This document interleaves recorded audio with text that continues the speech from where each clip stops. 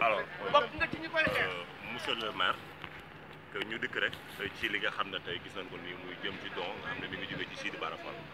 waaw jërëjëf monsieur Mbacke ñu ngi lay sant di sant yàlla bu baax di julli ci Yonent bi sallallahu alayhi wa sallam di nuyu monsieur le préfet di nuyu monsieur docteur Mbaye di nuyu Serigne Daara fi nekk di nuyu ñi fi teew ñëpp di sant yàlla bu baax di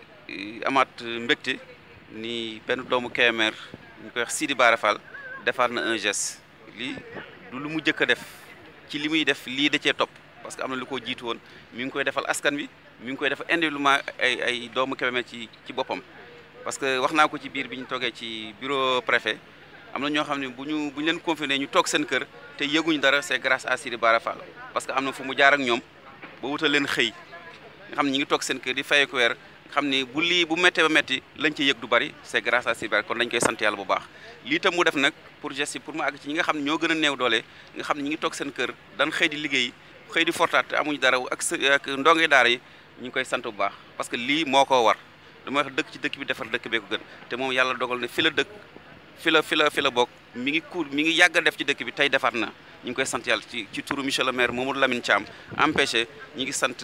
Sidi Bara Fall bu baax turu waa Kébémer yëpp nag ñu ngi koy sant lii moom man je suis témoin ni da ko yàgg na koo def da koo defati ñi nga yàlla mu gën ko mën a def ñu ngi koy ñaanal yàlla fanu gudd ak fa mu bëgg àgg mu àgg fa ak li mu yéene Kébémer yëpp yàlla may ko kattan ba mu ko defee ñu ngi koy sant di ko gën a wasalaam. don bi nga xam ne tey ñu ngi koy assister. voilà merci beaucoup ñoo ngi leen di nuyu di leen sant di nuyu waa Kébémer yëpp di nuyu aussi Sidi Bara bi indi don bi fii bon toujours dama koy wax société civile Kébémer waa Kébémer en tout cas man def naa district yu bari mais ñoom ni ñu taxawoo généralement seen dëkk gisuma ko fu bari te loolu aussi ñoo ngi leen ciy remercier parce que effectivement comme ni ko kenn rappelé ce matin c'est vrai peut-être ay moyens mën na jóge niveau central mais balaa moyens yooyu ñëw ñi fi nekk dañuy wax lu ñu mën dañuy def lu ñu mën district aussi dafa jéem avec le comité de développement sanitaire def lu ñu mën lu mu néew mais gis nañ après taxawaayu maire bi gis nañ taxawaayu doomu Kébémer yi en commençant par docteur Aïssatou Lo Kébé Santé et cetera ñu bëri jaar nañ fi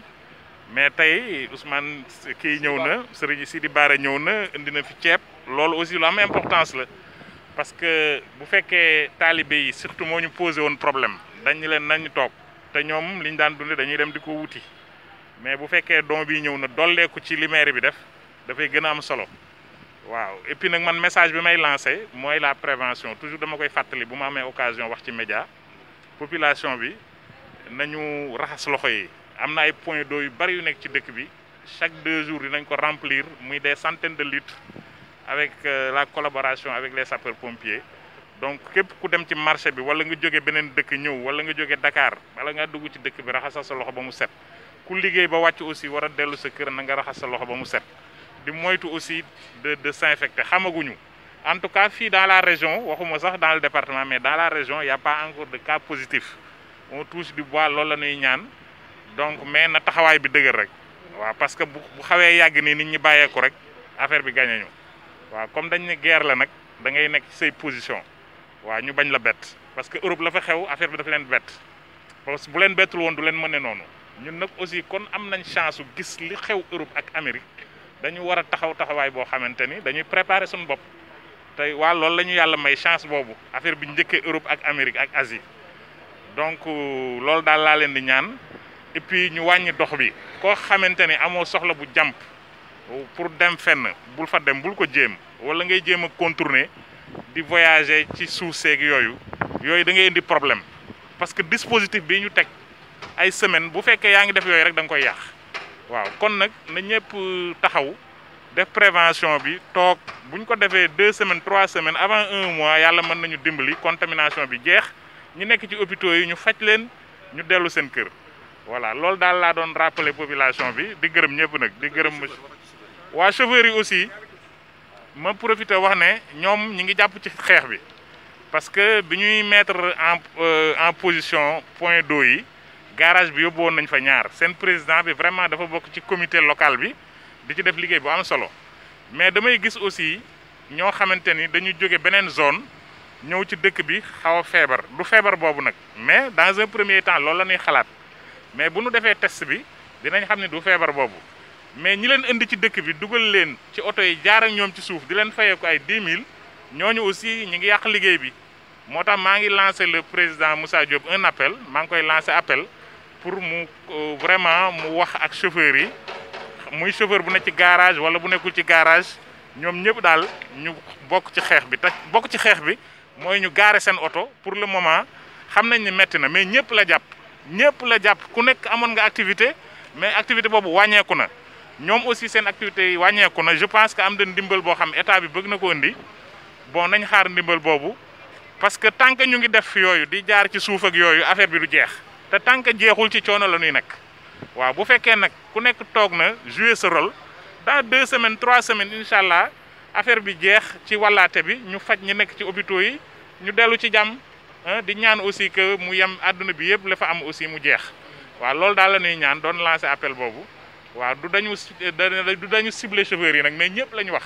mais képp ku ñu gis sa domaine rek nga def lu dul noonu dinañ intervenir ci rajo bi wax effectivement pour nga jàppale ñu pour liggéey bi jaar ci yoon merci.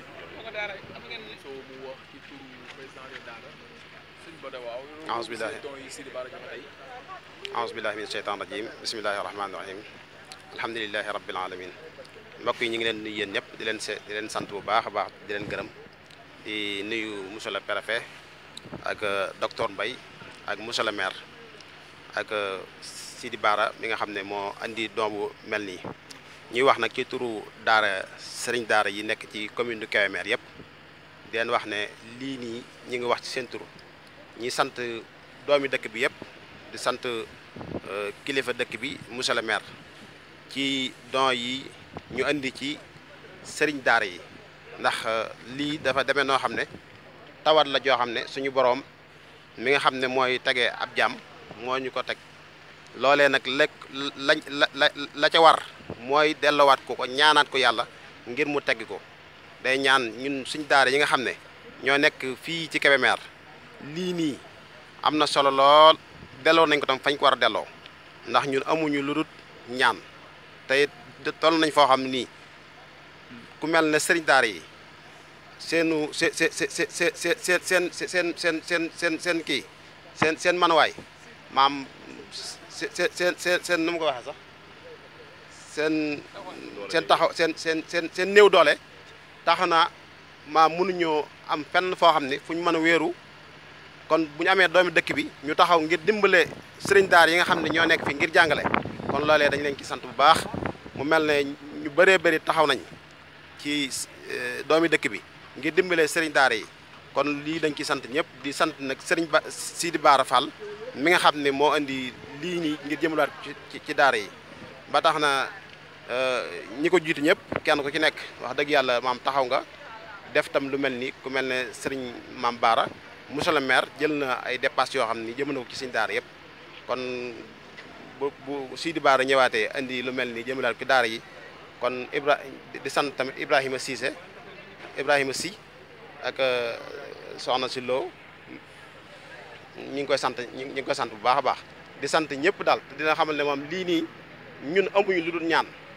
ay siñ daar lañ néew nañ doole lool kon buñ demee delluwaat lépp ci suñu borom na ngeen xam ne mbir mi ci boppam incha allah rabbi ñun liñ féetewoo mooy ñaan moom ñi ngi ci ñaan ñi ngi sant ñëpp di gërëm ñëpp asalaamaaleykum wa rahmatullah. waaw tey dañ ñëwoon seet si préfet comme moom moo fi nekkal njiitu réew mi Sénégal bu amee problème bu toll nii coronavirus bi lëmbee àdduna bi yëpp président Macky Sall jël directive yi mu jël bi ci njëkk muy def couvre-feu état d'urgence loolu nag bu amee dafa am loo xamante ni ay mesures d'accompagnement la loolu mu commencé ci xalaat moom ba ni dina teg un fonds de 1000 milliards mais bi mu ko defee aussi localité boo fi dem dafa am ku ko fa représenté ñun nag préfet bi ñu seet si moom mooy le représentant du président Macky Sall di koy jox wàccuwaayam di ko jox cëram di ko remercier aussi ci dalal bi ñu dalal ndax ñëw nañ fekk un homme ouvert fekk nañ un homme de dialogue mais fekk nañ aussi koo xamante ni il s'est déjà imprégné des préoccupations du président Macky Sall donc mun nañu wax ni ñun suñu xel dal na ci préfet bi ñu fekk ci suñu dëkk parce que nag man maa ngi soog a xamante ak moom te bu ma fi fekkoon leneen nit loolu lay wax mais li ma fi fekk mooy suñu xel dal na ci l'autorité administrative bi nga xamante ni moom lañ fi fekk bi ñëwee aussi fekk fi ki nga xamante ni tey jii ku fi jooytu feebar rek ci moom nga jëm muy le docteur Mbaye ñu fekk ko moom it vraiment témoignage yi nga xamante ni moo am ci biir waxtaan wi mooy ni tey Kébémer xaw ma lu ñuy jooy mais un médecin de valeur loolu jooyuñu ko donc kon moom par rapport ak fi situation bi toll ñu koy ñaanal taxawaayam gën a dëgër ndaxte dañuy faral di wax ni médecin mooy faj mais yàlla mooy wéral ñaan yàlla moom yàlla di ko inspiré ba nga xamante ni ku egsi ci moom njàmbat boo fa indi woon yàlla suturaal ko ba bu la joxee lam la war a jox tawat topp ci ma ñëw fii aussi fekk fi suma xarit suma ami Ndiaga Diaw mu représenté le maire moom bu ma ko fekkee ci jataay toujours ma ñëw bokk ci dara wala di fa indi dara wala ñëw ci mbir ñu ni Ndiaga Diaw mi ngi ci biir mbir mi la muy tekki mooy waa Kébémer seen xel war na dal li tax mu war a dal mooy Ndiaga Diaw moom du nekk ci caaxaan te du fekke fu ñuy caaxaane du nekk ci njublang te du fekke fu ñuy njublange nitu dëgg la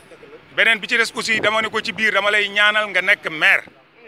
parce que tey bu fekkee yàlla def na ci yow nga dëggu yàlla def ci yow nga doylu bu yàlla boole ci nag expérience kon donc yow lu ñu la jox rek matale nga ko man nag li nga xamante ni dama ko indi tey fekk fi aussi sëriñ daara yi ñu am taxawaay bu rafet ndax buñ nee docteur mooy faj mais yàlla mooy wéral kon donc dañuy gëm ni tey ñoom ñi nga xamante ni ñoom ñooy dëkk ci di tàllal seen loxo yàlla ak di jàngal Alxuraan dañu nekk un maillon essentiel de la chaîne maanaam ñoom kenn mënu leen a jëlee ci mbir mi donc ñuy ñaan yàlla yokk seen taxawaay te aussi seen i ñaan yàlla mi nga xamante ni moom rek mooy nangu yàlla na nangu seen i ñaan au grand bénéfice des populations de Kébémer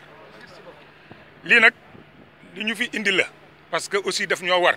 dama faral di wax ni muy koñ wala muy dëkk boo fa dëkkee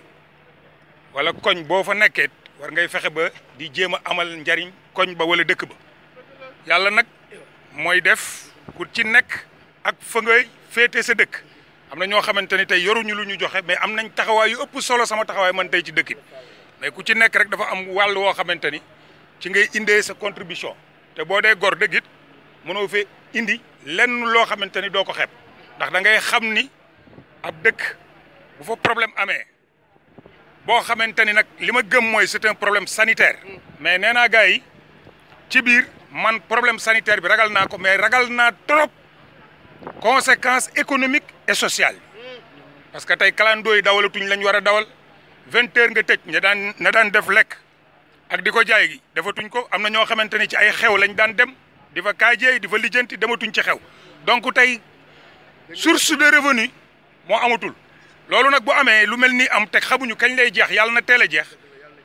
foofu laa waxe ni ñun dañoo ñëw rek accompagner le comité bi ñu fi fekk accompagner le préfet bi nga xamante ni moo fekk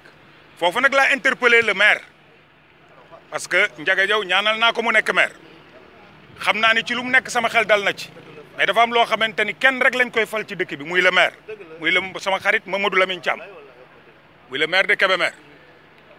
sama xalaat fi mu dem rek mooy bala nga naan naam da nga fay ne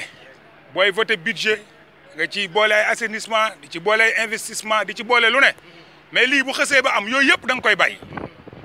da ngay concentrer tous les moyens de la commune ci lii te xam ni tey dina am ñoo xamante ni ñu ngi ci quartier yi commencé nañ bu ñu ndekkee añ ru ñu reer bu lii continuer dana yegg foo xamante ni ay problème lay jur